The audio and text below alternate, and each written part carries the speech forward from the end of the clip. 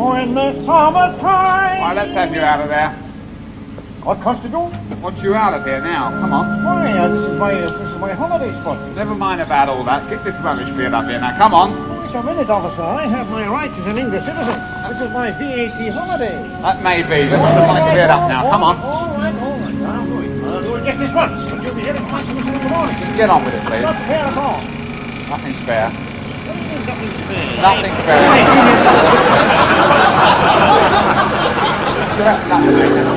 Younger than springtime are you, softer than starlight are you.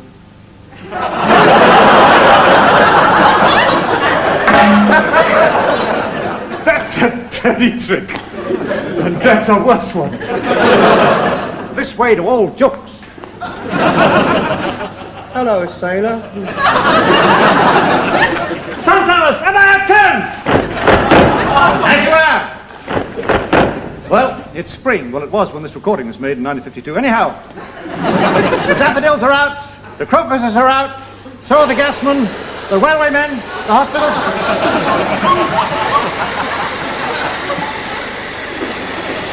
Hold it! So you're worried about inflation, are you? This is old Ted Heath. Whenever there's a decision to be made, he's all at sea. Right. Start worrying about deflation, Fred. Well, folks, you can always tell when it's spring. That's when a Scotsman throws his Christmas tree away. Spring, that's when couples start doing in the open what they've been practicing all winter on the pictures. Where do they get him? In spring, a young man's fancy, but Mark Boland's a young man who's fancy all the year round. Hello, sailor. Thanks to you. Of course, for a lot of people, the spring means Lent. My parish priest made a great sacrifice for Lent. He's given up religion. Funny, isn't it, Jewish? Are you Jewish? No, a tree fell on me. The most romantic springtime I remember was in April 1940. Mind you, in those days I was Jim Dale. As spring is the season when vegetation begins, here's some advice for people who happen to be growing chrysanthemums. See a doctor immediately. My neighbor borrowed a lawnmower last year, spring, and he won't let me have it back. Every time I want to have the grass cut, I have to take it next door.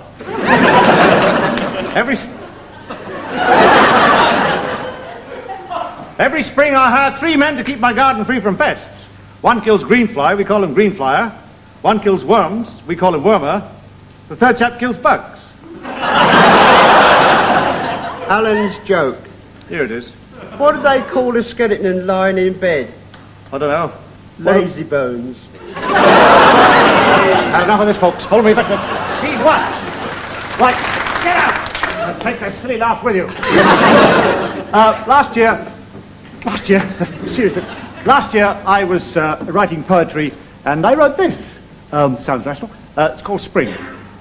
Spring came haunting my garden today, and a song of cold flowers was on the grass. And though I could not see it, I knew the air was coloured, and new songs were in the old blackbird's throat. The ground trembled at the thought of what was to come.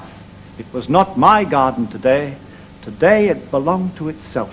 At the dawn smell of it, my children fled the house and went living in that primitive dimension that only they and gardens understand.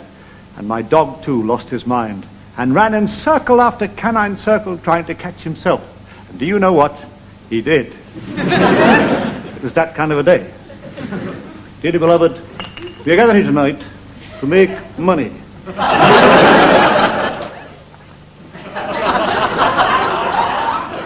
Divorce. The years since 1945 have seen an alarming rise in the number of broken marriages. Honest. Here we see the bits of a broken marriage. This is all that's left of Bridget Bardot's first husband. Let us look at the casualty rate, my sweet. Every flashing light here shows a marital row in progress, reported by our foreman. Shut that window! Do you want to get us all divorced? Don't you know there's a marriage on? We turn the white switch so.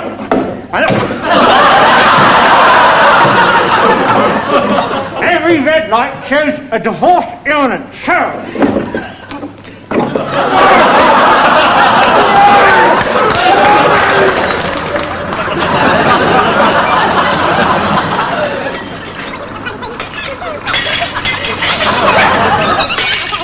divorce control. Divorce control answering. Over. I'm getting a reoccurring marriage row from 3A Scratchdick Lane, Itchen. Roger and out.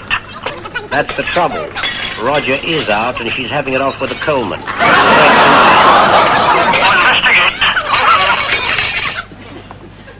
We feed the Gollop's row statistics into this computer.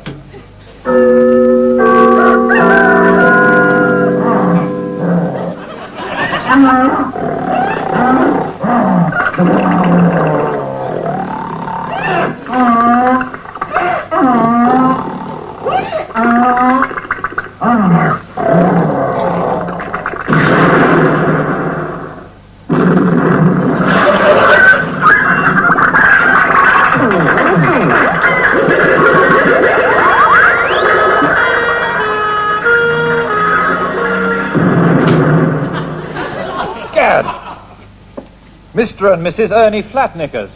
It's a divorce imminent, strength 9. Oh, dearie me.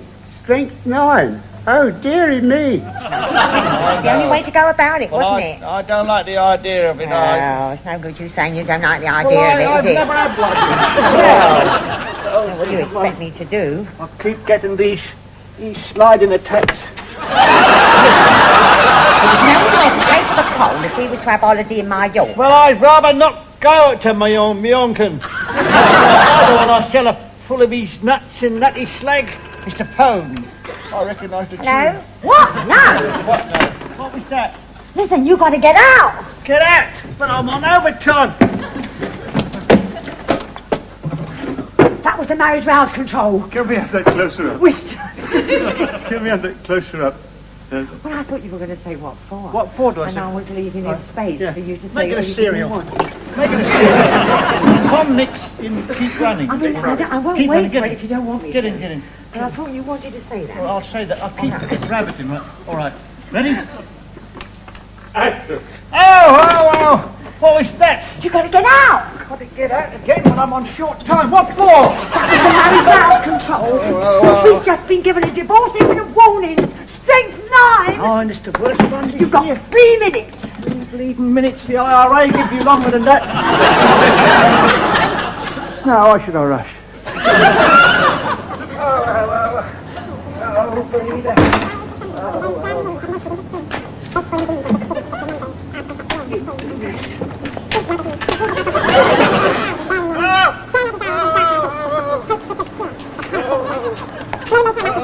Come on now, hurry along there. Get in there. Chop, chop. Get in there with the others. Oh, that was a near thing then. Oh dear. Ah, yeah. How long you been in there? 3 months. Some have been here a lot longer. Like him. Never, in the field of human conflict, have so many been thrown out by so few. But we will fight them in the solicitors' offices, in the divorce court, and on the benches. We will never surrender.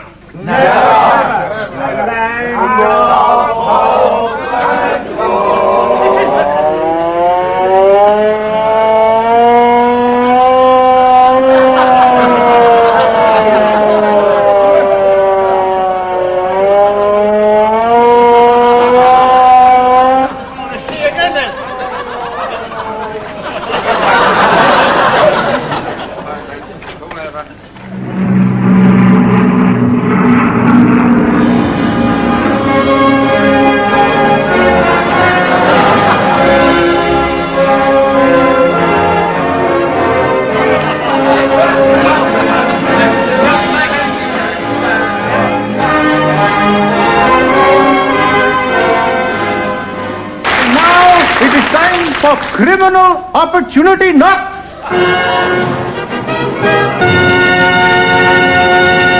And here is your monster of ceremonies, Huey Green, God bless him.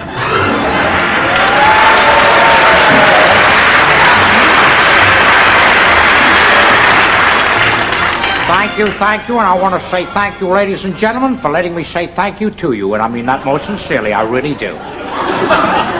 Tonight, ladies and gentlemen, we have our choice of the 4 finalists in our Criminal Opportunity Knock series, in which you, the survivors of criminal assaults in our lovely London town, have voted your choice for sentence for the Gold Criminal of 1973. Now, ladies and gentlemen, first of all, a great big hand for His Royal Highness the Duke of Edinburgh, who cannot be here tonight to present the awards. Thank you. And I want to thank you most sincerely, folks. I really mean that. However, in his place, here he is, the much cheaper, ashen-faced, 73-year-old Inspector Jock Tiger Nuts McStiffen of Scotland Yard, and he's from Scotland. Wonderful. Thank you. Great big hand, ladies and gentlemen. Thank you very much. I really wonderful. Now then, ashen-faced Inspector, I'd like you to tell the folks what is the first prize.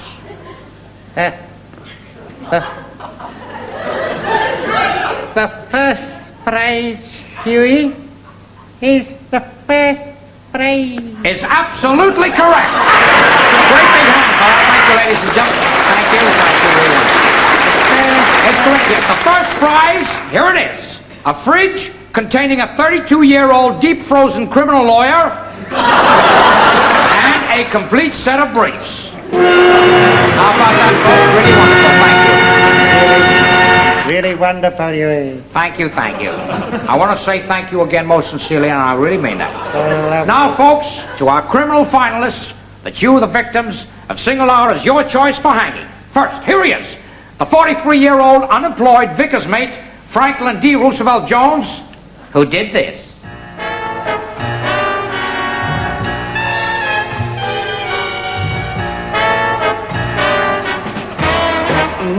Ooh, that old black magic has me in its spell.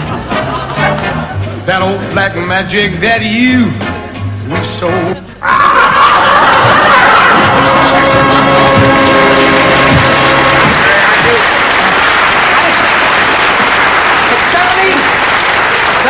Thank you, folks. It's only 70 for Franklin D. Roosevelt Jones, the nigger of the colored grandmother strangler from sunny Bermuda. Thank you. That was really wonderful, a wonderful vote, and I thank you most sincerely. Now, let me remind you of your next choice. Your choice, don't forget, the beautiful, here she is, but criminally insane, bearded Mrs. Frau Gerda Schwartkopf from Catford. And she did this.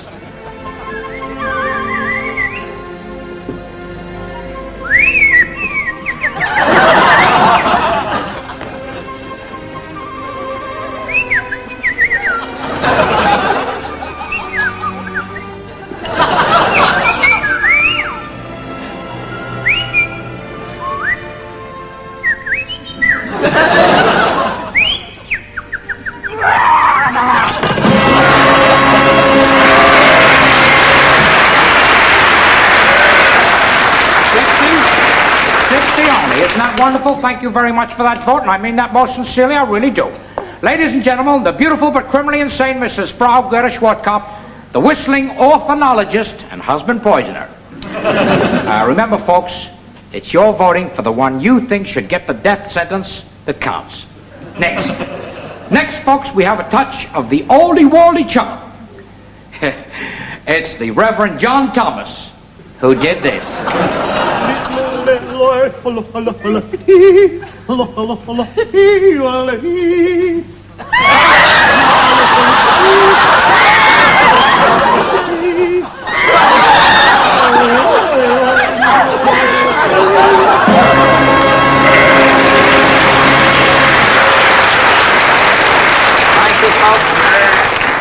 Only 30 only for a truly great religious criminal act from the Reverend John Thomas, the yodeling flasher.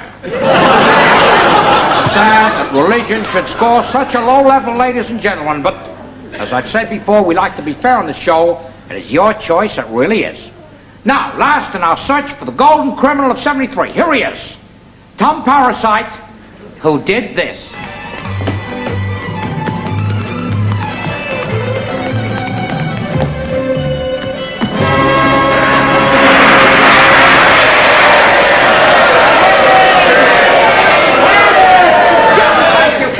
no two ways about it. You, the real people, have chosen Tom Parasite, the innocent tap-dancing traffic warden from Bexley Heath, to be hung as the golden criminal of 73. Ladies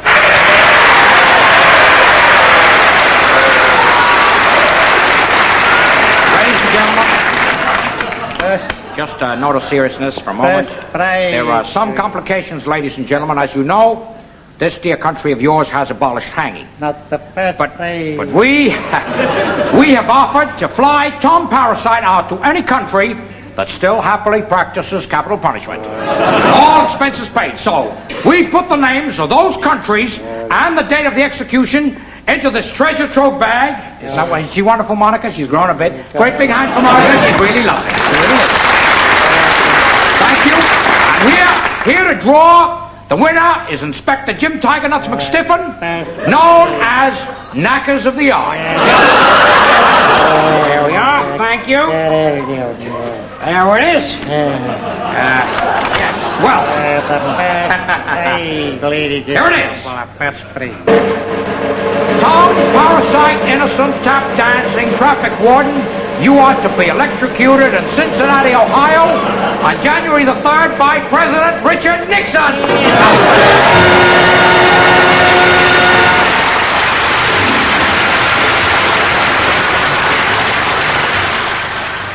Ask the defendant to take the witness box, would you? He's already in the witness box, Your Honor. In the box, Your Honor. Would you ask him to stand up, please? He is standing up, Your Honor. Standing up. He's a dwarf, Your Honor. Accused of punching a policeman on the chin. Is that true? Yes, Your Honor. You're a dwarf. How did you manage to reach his chin? Like this.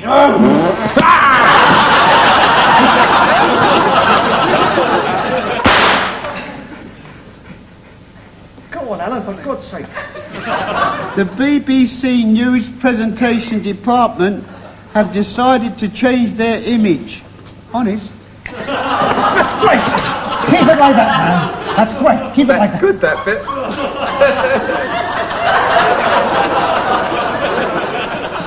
bit. We've decided that the news, as it is today, is rather more brittle and bureaucratic in its presentation.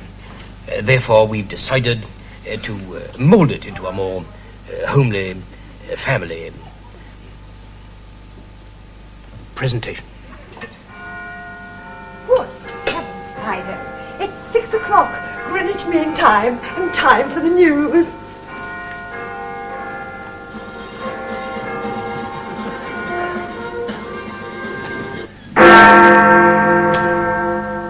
Gun battle in Paris Street, darling. The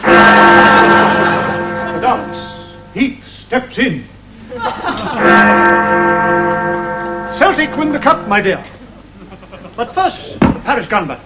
Good dog, Fido. In the early hours of Greenwich Mean Time, my dear, Paris police fought a gun battle with French gendarmes.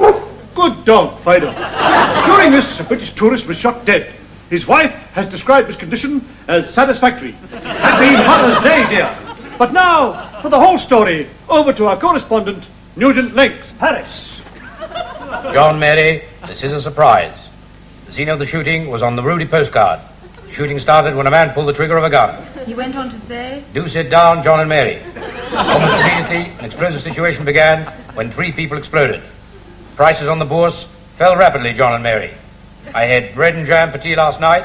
My wife sends her regards. his wife. Nugent Link, News at 10, BBC, Paris. It's disgusting, says 39-year-old Croydon housewife. Darling, the milk strike. Deliveries of London milk today were delayed by picketing milkmen, madam, who tried to force their way into number 10 Downing Street mounted on Jersey cows. Said spokesman. Later, madam, something nasty was pushed through the letterbox.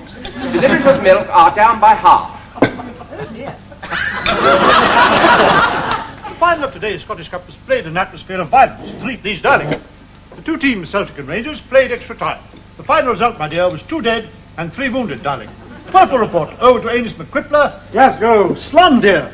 John and Mary, the match started with a riot and mounting tension. With the whistle, Celtic went into the attack. Dave McGooley took a shot at goal, but fortunately the rifle wasn't loaded. Then, guess who's here? Then it was Rangers' turn. They swarmed into the penalty area, and play was stopped when a Rangers back was injured. Also a Celtic leg, 3 ribs, and a dislocated head. Half time, the crowd swarmed onto the pitch. After half time, the crowd swarmed to the stands. At the end of the game, the crowd swarmed to the streets. News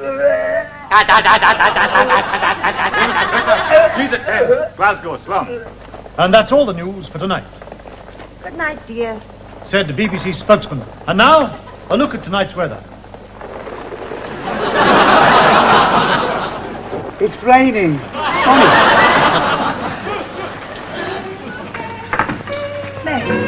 What's the matter?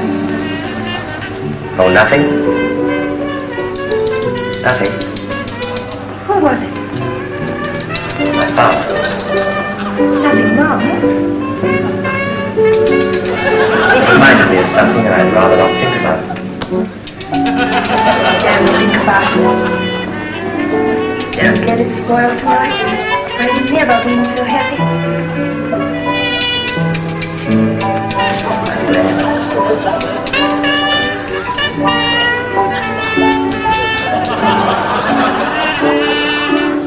Different. What makes you say that? It's the finale! It's the finale!